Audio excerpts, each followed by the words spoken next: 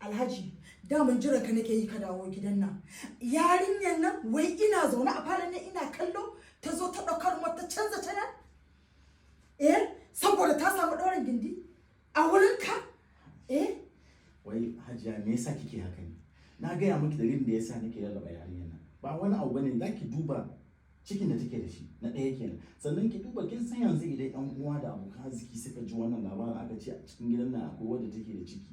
To yanzu a fara ƙananan maganganu ake ji ana cewa ai ni ne ko ba ni bane, kuma kin gani ba ni bane ko ba gaskiya bane. Ni ba abu ne, amma idan ka ya rufe saboda kana neman haihuwa ka kasa koranta a cikin gida, saboda haka yanzu zaman ta ya zo ƙarshe. Sai dai ka zaɓa ko ni ko ita a cikin gidan nan. Ba haka bane, kina ji?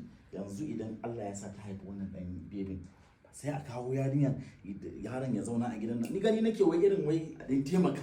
Ni in rike shege ko shege a cikin gidan nan? Zaɓa ko ni ko ita sai kin bar gidan nan. Ko shi Alhajin bai isa ya kore ni daga wannan gidan ba. Yanda na ɗauka a gidan nan haka zan sauka lafiya a gidan nan. Kin ɗauko me dai shege a waje kin kawo me? Shi kuma idan shi ya rufe saboda haihuwa ke nema ko ta ina ne. Na rantse da Allah sai kin bar gidan nan. Alhaji zaɓa ko ni ko ita. Idan ɗaukan cikin shege ma da sauƙi, ke ma ki je ki ɗauka. Na halak ni zan haifa, sunna ba irin naki ba.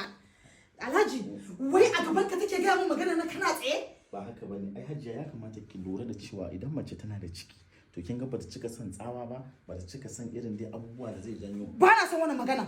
Ba na so. Ke, ka take bar gidan nan. Yanzu kina ji tsaya. Kina ji? Za mu yi magana da Hajiya. Dan je ki dan ba da lokaci.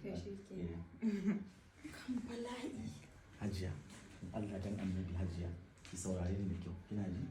Ba na son yan uwanmu a ta samu gaba a ci kaza. Ba na son a ta surutu ne gaba ɗaya kowa mutane sani. Ai sai na tona asiri ne in dai ba za ka kore ta a gidan nan ba. Ba dai koranta ba, wanda da hankali ki zan kore ta. Amma bari ta haihu tukunna. Tuni an kasanta ne ba su haifa mu a gidana. Za a kai ta asibiti can ta haihu daga can sai a saita mata hanyar tafi gida. Zai ki hakuri Hajiya. Ki hakuri. Dan zauna ki da wannan. Bari dauko miki ruwa.